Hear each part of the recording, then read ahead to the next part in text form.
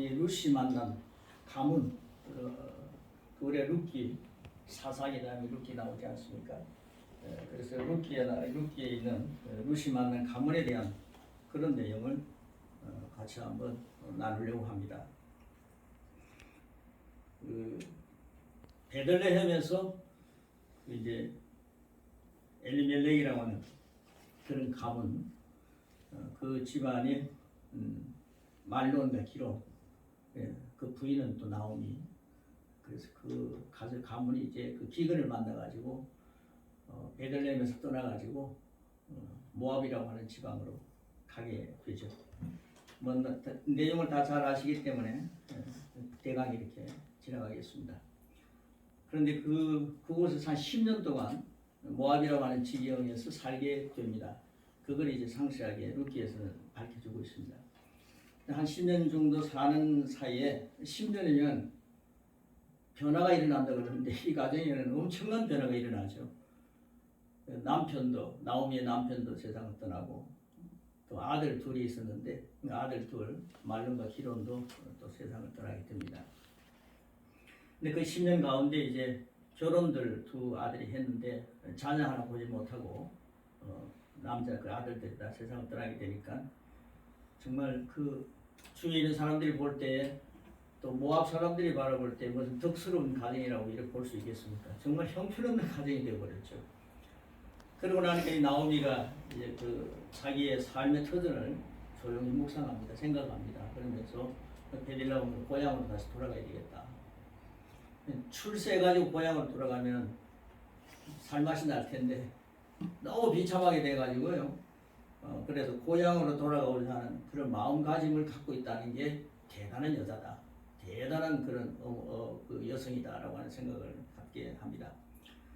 그런데 이제 그 나오미가 고향을 향해 갈 때에 그 세 가부가 있지 않습니까? 세 명이 다 홀로 남는 여인이 됐죠. 그런데 그 세 명이 이제 같이 가려고 합니다. 같이 가려고 하는데 나오미가 며느리들을 너희 지방에서, 너희 땅에서, 너희 고향에서 살아라, 돌아가라 그렇게 얘기를 하죠. 그때 이제 그 며느리 중에 또 한 명이 바로 루시입니다. 루시 어머니를 따라서 나는 시집살이 하겠다는 거죠. 어머니를 따라가겠습니다. 근데 그게 무슨 너에겐 소망이 없다. 아무 소망이 없지 않습니까? 그런데 그 어머니를 따라가겠다는 거죠. 이 성경을 자세히 보니까 아주 비통한 운명의 길에 선 루스의 모습을 한번 볼 수가 있었습니다. 아주 비통한 가문이 되어버렸죠. 그런데 이 룻기 1장 15절부터 17절에 있는 내용을 좀 살펴보니까요. 성경 그대로 제가 한번 읽어드리겠습니다. 15절에 보면 나오미가 또 이르되 보라 네 동서는 롯의 동서죠. 룻이라고 하는 말이 정확한데 자꾸 롯이라고 하는 말이 나오면 여러분들 룻을 들으시기 바랍니다. 이 동서는 그의 백성과 그의 신들에게로 돌아가나니 너도 내 동서를 따라 돌아가라. 그러니까 그의 신들에게로 돌아가라. 이런 얘기를 나오미가 합니다. 난 하나님을 섬기는데 저주받았다. 정말 힘들게 산다. 그러니까 너희 신도 따라가라. 이런 얘기하는 거죠. 그런데 그 10년이라고 하는 세월 속에서 룻이라고 하는 이 며느리는 16절 보면요. 참 깜짝 놀랄 그런 고백을 하고 있지 않습니까? 룻이 이르되 내게 어머니를 떠나며 어머니를 따르지 말고 돌아가라. 강권하지 마십시오. 내고 그런 얘기하지 마십시오. 나는 이제 어머니를 통해서 새로운 세계를 발견했다는 겁니다. 새로운 꿈을 가졌다는 거죠. 새로운 삶을 나는 시작했다는 겁니다. 이게 참 놀랍지 않습니까? 이 비통한 운명 속에서 새로운 것을 발견하고 믿음의 말을 하는 것을 보게 됩니다. 우리 한국이라고 하는 나라가 굉장히 좀 세계를 향해서 크게 발전하고 성장하면서 자랑스러운 나라. 외국 사람들이 한국에 와보는 게 꿈이었는데 이런 나라가 진짜 한 5년 사이에 한 4년 사이에 얼마나 힘든 그런 그 모습이 찾아왔습니까? 그런 가운데서도 많은 사람들이 이 룻이 당한 이 고통을 생각하면서 비전의 말을 하는가 하면은 비전 없는 말들을 너무 많이 하고 있거든요. 그런데 이런 상황 가운데 이 루시라고 하는 여인이 이런 말을 합니다. 어머니의 백성이 나의 백성입니다. 여러분들 두 가부가요. 홀로 된 두 여인이 앉아가지고 뭐 어머니의 백성이 내 백성입니다. 그러니까 루스는 적어도 그 나라를 논할 줄 아는 사람이더라고요. 어머니 백성이라는 겁니다. 이스라엘 백성들이 어머니의 백성입니다. 그 백성이 나의 백성입니다. 큼직한 꿈을 갖고 얘기하고 있지 않습니까? 저는 대단한 여인이다. 이 여인은 10년 동안에 모압이라고 하는 그 정말 그 자랑스럽지 않는 그런 가문 아닙니까? 모압 가문이 흉측한 가문 아닙니까? 그런 곳에서 10년이라고 하는 이 세월 속에서 유다 가문의 사람을 만나가지고 백성을 논하는 사람이 되고, 그 다음에 더 중요한 것은 백성의 세계를 뛰어넘어가지고 어머니의 하나님은 나의 하나님입니다. 이렇게 얘기를 합니다. 이 하나님에 대한 내용까지도 천지를 다 꿰뚫는 내용을 여기 아주 16절에 기대로 선포하고 있는 겁니다. 저는 이 룻과 같은 그런 여성들이 한국의 어머니들이 되시고 많은 여성들이 다 한국의 가문을 이어가는 이 땅의 딸들이 되기를 축복합니다. 그 다음 17절 보면요. 어머니께서 죽으시는 곳에서 나도 죽겠습니다. 거기 묻히겠습니다. 만일 내가 죽는 일 외에 어머니를 떠나면 하나님께서 여호와께서 내게 벌을 내리시고 더 내리시기를 원합니다.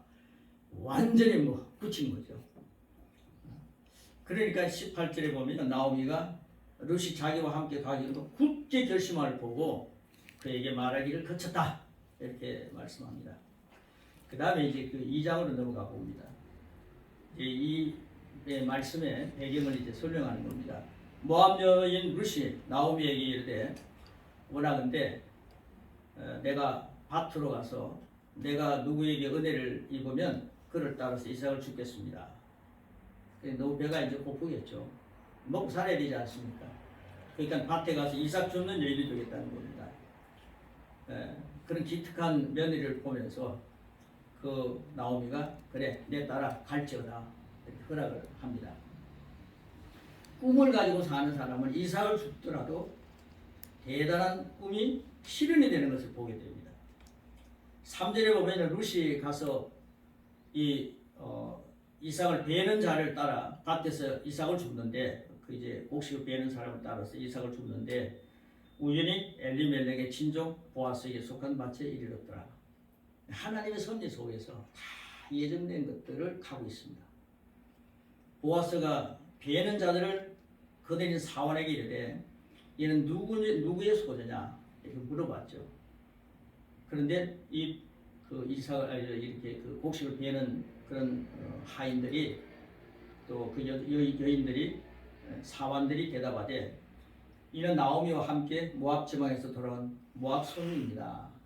모압 소녀입니다. 이렇게 얘기를 합니다. 그의 말이 나로 베는 자를 따라 단사에서 이삭을 죽게 하여 주십시오. 그 하인들에게 부탁한 거죠. 하여 주십시오. 라고 하고 난 뒤부터 아침부터 와서는 잠시 집에서 쉰 외에 잠시 쉬는 것 외에는 지금까지 계속해서 이삭을 죽고 있다. 그 생활력이 얼마나 강한가 하는 것도 볼 수가 있습니다. 꿈을 가진 사람의 비전, 꿈을 가진 사람의 생활력, 꿈을 가진 사람이 이 땅의 꿈으로만 끝나지 않고 하나님에 대한 비전을 품고 살아가는 이 룻의 모습을 볼 수가 있습니다. 그리고 2장 17절 보시면 룻이 밭에서 저녁까지 줍고 아침부터 저녁까지 줍고 그 주운 것을 뜨니 보리가 한 에바쯤 상황을 한번 이 성경을 통해서 보게 됐습니다. 룻의 현실이 뭡니까? 남의 밭에서 이삭 줍는 여인으로 완전히 전락되고 있죠. 이삭 줍는 여인, 그리고 종들, 하인들 사이에서 그들에게 허락을 받아야 되는 사람입니다. 그 보아스의 하인들에게 허락을 받고 내가 이삭을 주어도 되겠습니까? 네, 주어도 된다. 허락을 받고서 이삭을 줍는 아주 세상적으로 보면 아주 비참한 여인이 된 거죠. 그런데 그 집에 가도 남편도 없고 아이도 없고 시어머님하고 둘이만 살아가는 그런 모습을 보게 됩니다. 이제 크게 제가 이제 두 번째 상황을 보겠습니다. 오늘 제가 나눠드린 그런 내용 속에 그 내용들이 다 포함이 되어 있습니다. 새로운 세계를 만난다. 사람 하나 잘 만났더니만 정말 좋은 그런 역사가 일어나는 것을 보게 됩니다. 여러분이 인생을 살아가면서 이 루시 보아스를 만난 것처럼 하나님 안에서 귀한 사람 한 명도 좋고 두 명도 좋고 많은 사람을 만난다가지고 좋은 게 아니라 정말 나를 변화시킬 수 있고 새로운 삶을 살아갈 수 있게 만드는 그런 한 사람 보아스를 만났다. 새 남편인 보아스를 만난 이 루스의 모습처럼 우리도 귀한 사람들을 만나가는 또 만난 것을 지속하는 그런 은혜가 우리의 삶 속에 충만하기를 축복합니다. 룻기 4장 13절에 보니까요. 이에 보아스가 룻을 맞이했다 그랬습니다. 아내로 삼고 그 긴 얘기가 우리가 룻기를 보면 되겠고요. 그에게 들어갔더니 여호와께서 그에게 임신하게 하심을 그가 아들을 낳은지라. 여기도요. 하나님께서 그의 후손을 낳는 일에 개입하십니다. 여러분이 낳은 자녀들이 하나님의 개입 속에서 낳은 자녀인 줄 저는 확신합니다. 여호와께서 그에게 임신하게 하심으로 그가 아들을 낳았다. 새 환경을 만났죠. 보아스로 가는 그 큰 인물을 또 그 큰 가문 속에 이제 이 룻이 포함이 되는 삶을 삽니다. 새 환경을 만났다. 그 다음에 세 번째 보시면요. 예수 그리스도의 계보가 이제 여기에 소개를 좀 하고 싶었습니다. 예수 그리스도의 계보가 마태복음 1장에 쭉 나오지 않습니까? 근데 그 1장의 내용을 보니까요. 우리 한번 그 빨간 거 한번 말씀을 한번 같이 읽어보겠습니다. 같이 읽습니다. 아브라함과 다윗의 자손 예수 그리스도의 계보라. 아브라함이 이삭을 낳고 이삭은 야곱을 낳고 야곱은 유다와 그의 형제를 낳고 그 다음 쭉쭉쭉 또 나와가지고 제가 나눠드린 걸 보시면서요. 살몬은 라합에게서 보아스를 낳고 보아스는 룻에서 오벳을 낳고 오벳은 이새를 낳고 이새는 다윗왕을 낳으니라. 그러니까 이 다윗왕까지 이런 계보에 드는데 다윗이 그의 후손이라는 게 중요한 게 아니라 예수님의 계보에 들었다는 거예요. 구약에서 신약으로 넘어와서 예수님의 계보에 등장하는 그런 인물이 되는 거죠. 이것이 보아스를 만난 새로운 그 신랑된 보아스를 만나서 운명이 바뀌어버리는 룻의 경우를 오늘 성경 속에서 발견하게 됩니다. 그리고 그 여인의 이름을 얘기하면서 예수 그리스도의 족보가 이 등장이 되는 것을 우리는 확인할 수가 있습니다. 그래서 뒷장에 보시면요. 저는 이게 룻이 보아스를 만나서 운명이 바뀌었다. 야, 참 좋았구나. 이걸로 뭐 끝나버리면 오늘날 우리에게 주어지는 메시지가 없지 않습니까? 그래서 네 번째 보시면요. 예수님을 믿는 나의 가문을 한번 그 가운데서 발견하게 되는 것입니다. 우리가 예수님을 만났습니다. 예수님을 만나고 나니까 우리 가문이 엄청나게 바뀌었더라고요. 원래 예수님 만나기 전에는 누가 좋은 가문에 태어났다 해도요. 그 좋은 가문에 태어난 게 아니더라고요. 예수님 만나기 전에 우리는 아담의 가문입니다. 아담의 후손입니다. 범죄한 아담의 후손. 그래서 원죄가 항상 우리 속에 따라다니는 거죠. 그 죄의 가문이죠. 의인은 없나니 한 명도 없다. 그 가문입니다. 그래서 아담의 가문인데요. 아담의 가문이 되니까 그 다음에 따라오는 이름이 하나 아주 기분 나쁜 그런 이름이 하나 있습니다. 그게 뭡니까? 내 애비가 사탄이라는 거예요. 아담의 가문이 되니까 내 애비가 사탄이 되더라고요. 우리 사복음서에 보면 그런 내용 예수님께서 지적하지 않습니까? 네 애비가 사탄이다. 그러니까 사탄이 가문이라는 거죠. 아담의 가문이. 그런데 예수님을 만나고 난 뒤에 내가 하나님의 가문이 되었다. 이게 얼마나 중요합니까? 룻이라고 하는 홀로 된 여인이 가부 3명이 태어난 그런 가문에서 사는 여인이 보아스를 만나고 난 뒤에 완전히 예수님의 족보에서 기록된 그런 조상의 이름이 되는 것처럼 우리가 예수님 만나고 난 뒤에 우리 가문이 어떻게 변했느냐. 여러분 이 사실을 교회 다니면서 성경을 읽으면서 또 우리가 살아가는 삶 속에 적용을 하고 삽니까? 예수님 만나고 난 뒤 우리 하나님 가문이 되었습니다. 하나님 내 아버지가 되셨다는 거죠. 아버지의 자식이 되었습니다. 그런 가문이 됐는데 이 아버지의 자녀 하나님이 나의 아버지시다. 사탄이 내 애비였는데 하나님 나의 아버지가 되셨습니다. 이게 예수님 안에서 완전히 거듭난 사람이라는 게 바로 그겁니다. 새로운 피조물이 된 거죠. 이걸 모르고 계속해서 구약과 신약 왔다 갔다 하면서 질서 없이 과거와 현재와 미래에 대한 것들도 모르고 뒤죽박죽하면서 인생을 살아가는 것이 제 삶이었습니다. 그리고 그런 설교를 저는 수없이 많이 했더라고요. 그런 기도도 참 많이 했고요. 응답받지 못하는 삶은 너무나 비참하게 살아왔습니다. 그런데 예수님 믿는 나의 가문이 뭐냐? 예수 믿고 나니까 제 아버님이 김자, 도자, 선자인데 그 아버님의 가문의 자식이 아니라는 말입니다. 하나님 아버지의 가문이 됐다는 거죠. 그 사실을 인정하며 살아갈 때 제 부모님이 신앙인이니까 얼마나 좋아하는 겁니까? 제 부모님이 그 사실을 알았을 때 내 가문으로 살아가는 삶은 100년이라고 하는 이 짤막한 100년이라고 하는 것도 제대로 누리지 못하고 살아가는 삶이지만은 하나님의 가문이 됐다는 사실이 영원하지 않습니까? 그런 가문에서 영원히 가족들이 함께 만나서 산다는 게 얼마나 놀랍습니까? 이런 가문이 됐다는 거죠. 기독교인들이 자꾸만 정체성 그러는데 자기 정체성이 뭔지를 모르고 인생을 살아가는 거예요. 요한일서 4장 15절 보니까 이런 말씀을 하고 있습니다. 오늘 이렇게 기록해 놓았습니다. 여러분 그거 보시면요. 누구든지 예수를 하나님의 아들이라 시인하는 겁니다. 예수님이 하나님의 아들입니다. 시인했습니다. 여러분 다 했지 않아요? 시인하면 하나님이 그의 안에 거하시고 그도 하나님 안에 거하느니라. 저는 이런 기도를 굉장히 많이 했지만 정말 찐 실정을 냅니다. 누가 그런 기도를 하면 저는 확 뱉어버립니다. 하나님 함께해 주십시오. 주님 내 안에 와 주십시오. 성령님이여 저에게 임하여 주시옵소서. 아주 과거의 얘기입니다. 과거. 제가 그 얘기를 좀 했더니만요. 영성 있는 어떤 목회를 하시면서 성령 운동을 하시는 그런 아주 귀한 분이 계시는데 그분이 제가 그 얘기를 하니까 싱긋이 웃으면서 참 좋아하시더라고요. 그런데 그 뒤로부터는 저 관계를 별로 갖지를 않는 거예요. 성령님 오시옵소서. 오 성령님이여 역사하여 주옵소서 오시옵소서라고 하면서 외부에 있는 성령님을 너무 간절히 간구하고 있었습니다. 저는 그분 따라다니면서 저도 그런 체질이 되었거든요.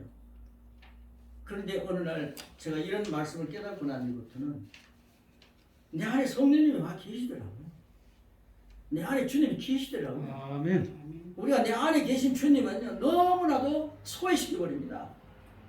그리고 항상 멀리서 오시는 주님. 그러니까 어서 오십시오. 항상 주님 가까이 갑니다.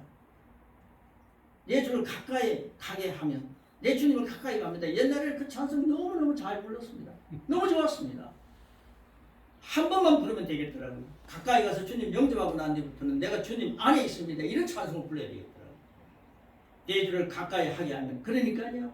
항상 신앙생활에 있어서 그 진리에 수박 끝할지만 하고 있는 제 자신을 발견할 수가 있었습니다.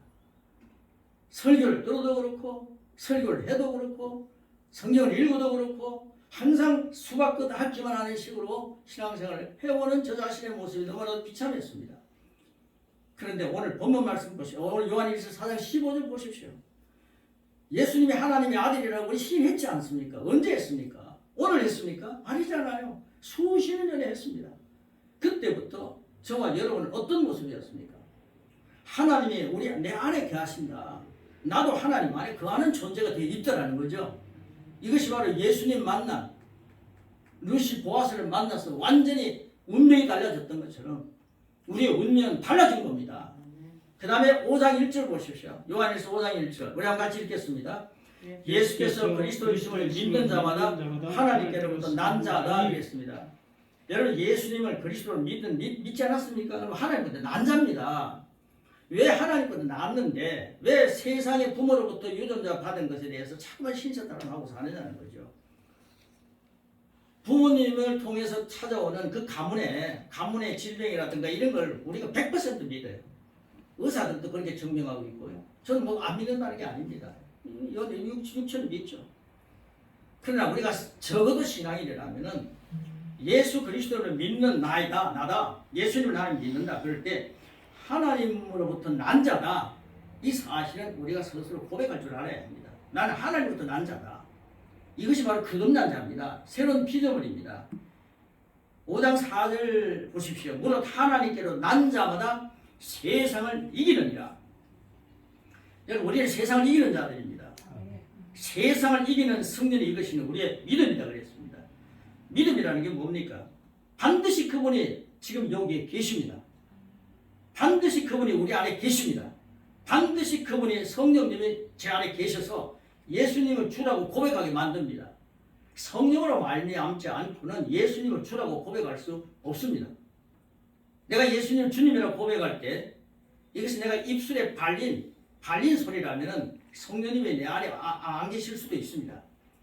그러나 정말 예수님은 나의 주님이십니다. 나의 모든 삶의 주입니다 라고 고백할 때 이미 내 안에 성령님이 와 계시는 거죠. 그 사실을 성령이 분명히 말씀하고 있습니다. 근데 우리 성령 안 믿어요. 근데 지금까지 해왔던 간섭이라든가 습관이라든가 고정관념에 질들어 있습니다. 그래서 그런 것들을 가지고 선포하고 외치다가 세월 보내는 겁니다. 갈라디아서 4장 6절 보니까요. 너희가 아들이므로 하나님이 그 아들의 영을 우리 마음 가운데 보내사 아빠 아버지가 부르게 하셨다 그랬습니다.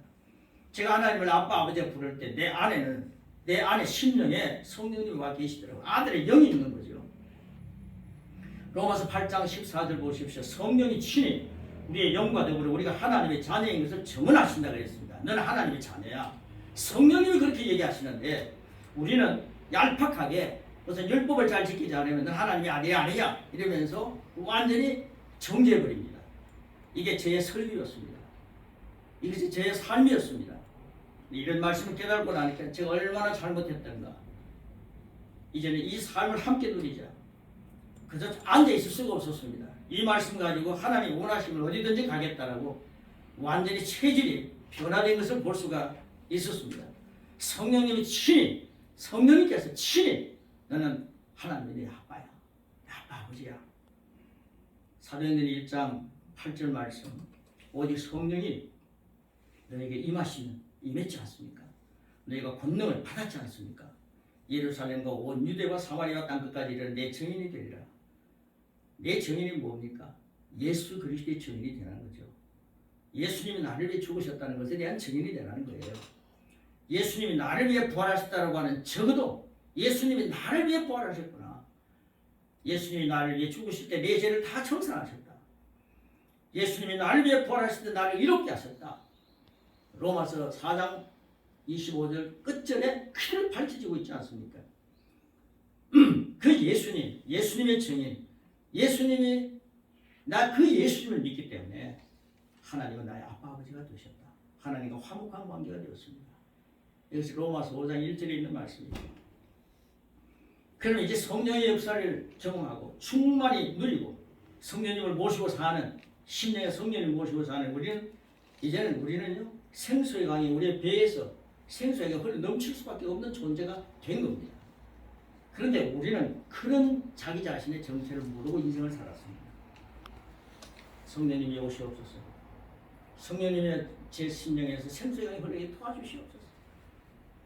하나님 저는 세상에 빛이 되게 해주세요. 소금이 되게 해주세요. 얼마나 헛기도를 많이 드리고 살아낸다는 거죠. 마태복음 5장을 보니까 말씀대로 믿자는 겁니다. 너희는 세상의 빛이다 그랬습니다. 너희는 세상의 소금이다 그랬습니다. 기독교인들이 주님 제가 빛 되게 하면 빛으로 살게요. 소금 되게 하면 소금으로 살게요. 그렇게 하면서 세월을 많이 낭비하다 보니까요. 기독교인이 이 세상에 빛으로 사는 삶이 없고 소금으로 사는 삶이 없다는 거예요. 세상 사람들이 바라볼 때 기독인을 얼마나 질책합니까? 세상 사람들보다 더 못한 존재라고. 왜 그렇습니까? 자기 정체성을 모르기 때문입니다. 주님 말씀하셨죠. 너희는 이 세상의 빛이다. 빛이 되게 해주십시오. 빛이 되게 도와주십시오. 이런 기도하라고 하지 않았습니다. 너희는 이 세상의 빛이다. 너희는 이 세상의 소금이다. 말씀하셨습니다.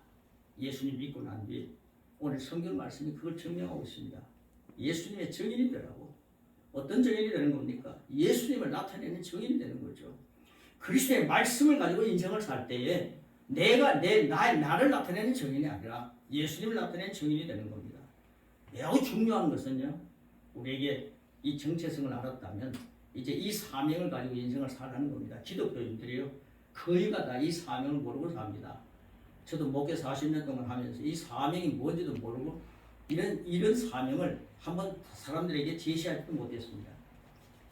그런데 제가 이런 말씀을 가지고 몸부림을 치고 하나님 너무 갈증이 나고 주님 제가 지금까지 이렇게 살아왔지만 마무리할 때 목회를 마무리할 때 제 자신의 굉장히 비참함을 보게 되었습니다.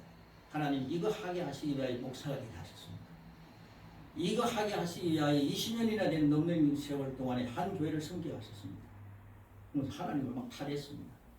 하나님 나는 도저히 이렇게 해서 주님 앞에 설 수는 없습니다. 제가 가지고 있는 건 정말 부족하고 여담한 뿐입니다. 라고 하는 것을 토할 수밖에 없었어요. 그때 주님이 이렇게 말씀하셨습니다. 내가 너에게 준 것 가지고 이제 나가라, 전진하라. 이런 말씀을 저에게 주시는 거예요. 제가 하나님으로부터 내가 너에게 준 것을 가지고 시작하라. 네가 준비한 걸 가지고 이제 시작하라는 겁니다. 저는 그때 65세였습니다. 이제 은퇴할 때였죠. 주님 저는 현장이 없습니다. 라고 말했습니다. 그 조그마한 현장도 이제는 없잖아요.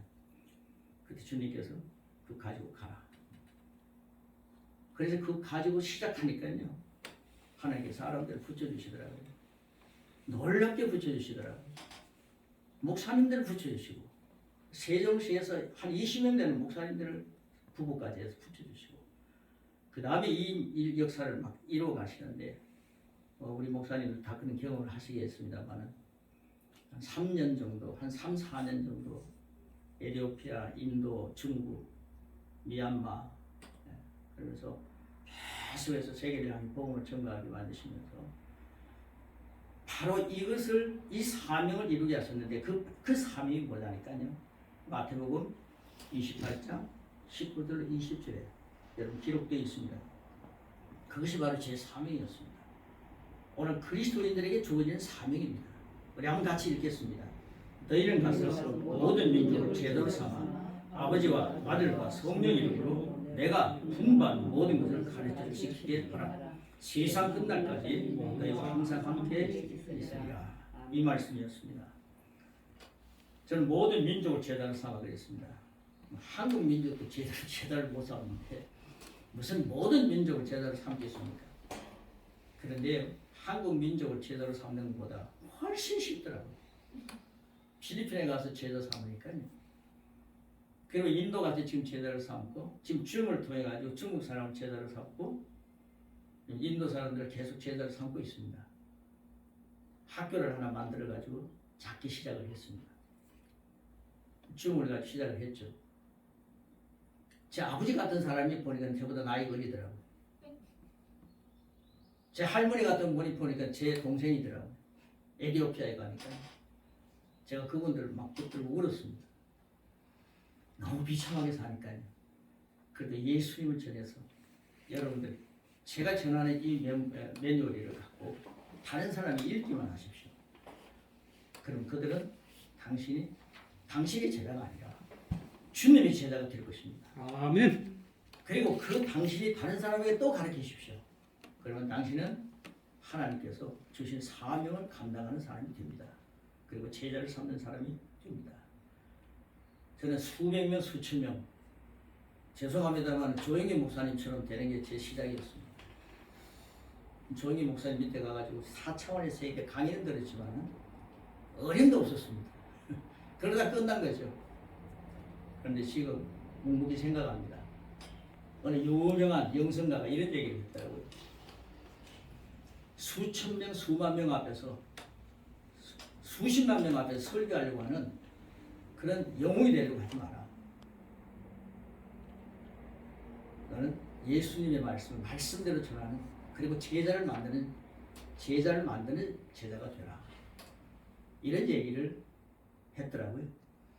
저는요 이 말씀을 전할 때마다 그 앞에다가 그 교재 앞에다가 수천 명, 수백 명, 수만 명 앉혀놓고 영웅이 되려고 하는 설교가가 되려고 하지 말고 말씀을 가지고 제자 삼는 제자가 되자 기록하고 하나님 뜻에 합한 것이기 때문에 주님께서 기뻐하시고 그 일을 통해서 지금 열매를 맺고 있으시구나 하는 사실을 발견하면서 지금까지 살아왔던 삶보다도 그동안에 한 5년의 삶, 한 4, 5년의 삶이 더욱더 기쁘고 즐거운 생이 되는 것을 저는 경험하게 됩니다.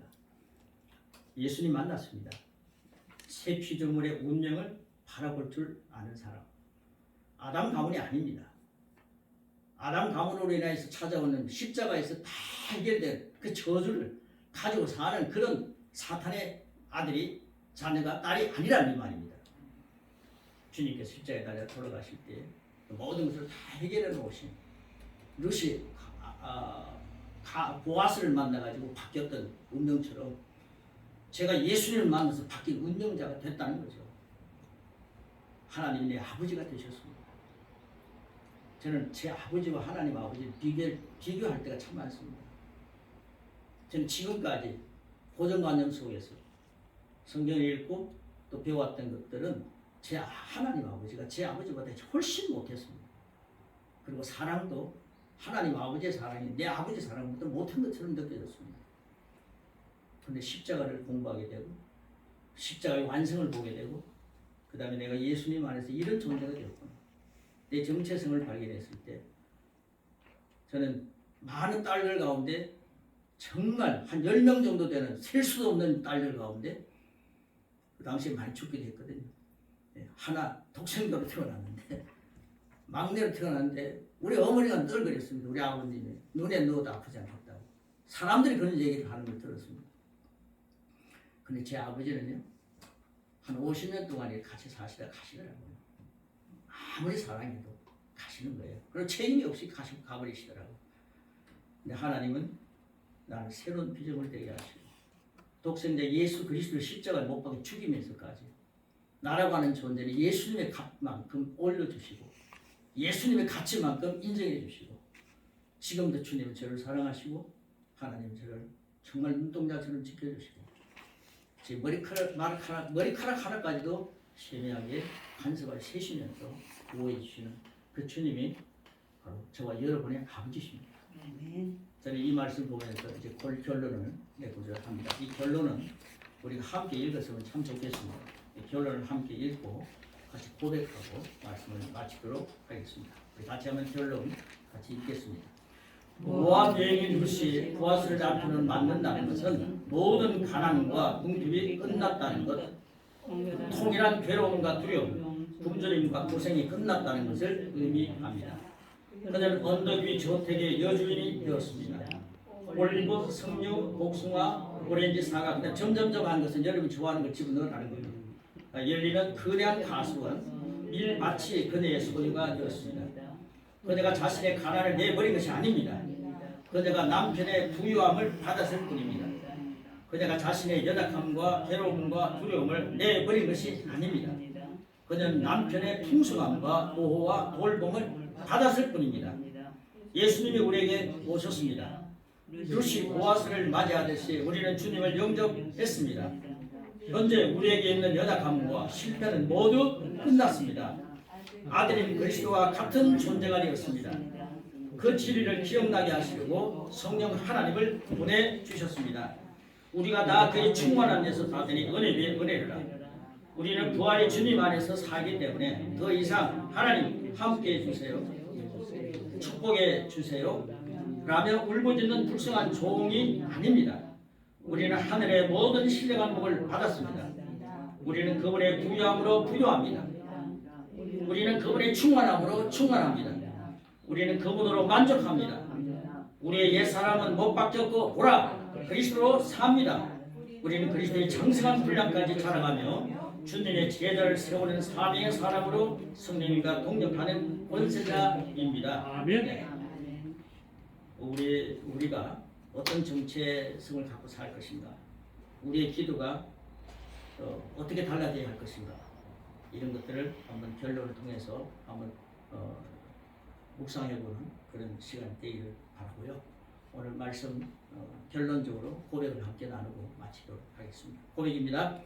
나에게 주어진 성량은 선물입니다. 영생은 선물입니다. 새로운 기념은 선물입니다. 성령님은 선물입니다. 예수님도 선물이셨습니다. 나는 선물의 대가를 지불하지 않습니다. 나는 아버지로부터 받는 선물이 풍성한 자입니다.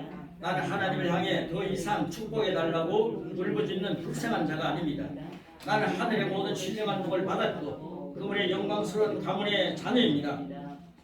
주님께서 부르시는 날까지 내 몸의 피, 세포, 뼈, 피부, 오장육부, 호흡기관, 머리부터 발끝까지 모든 지체들 그리고 영혼은 하나님의 생명으로 바뀌니 새 존재입니다. 나는 그리스도의 이름을 가지고 성령님과 동력하며 그분의 제자를 세워가는 새 가문의 새 피조물입니다.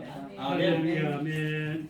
그래서 나를 위해 기도할 때도 선포기도를 많이 하고요. 은혜와 선물을 넘치게 받은 자이기 때문에 한번 예수 그리스도를 통해서 생명 안에서 왕노릇 제대로 해야 되겠구나. 그런 생각을 갖고 어둠의 세력들이 하는 작당들은 어둠의 세력들이 하는 그 모든 무슨 백악관을 비롯해서 뭐 또 우리나라의 그룹과 또 어느 나라의 그런 어떤 중력자들이 하는 그 모든 것들 하나님을 대적하고 백성들을 괴롭히는 모든 것들은 다 드러날지어다. 그리고 백성들이 속지 말지어다. 구체적으로 이렇게 선포의 기도를 할 때에 저는 전하는 대로 응답을 많이 누리고 사는 것을 보게 됩니다. 우리가 내가 어떤 존재인가 꼭 기억하시고 보아스를 만났던 루시의 모습, 예수님을 만난 나의 모습 얼마나 대단합니까? 그 사실을 잘 적용하시면서 우리 인생을 힘차게 살아가는 자녀의 권세자들이 되시길 축복합니다. 하나님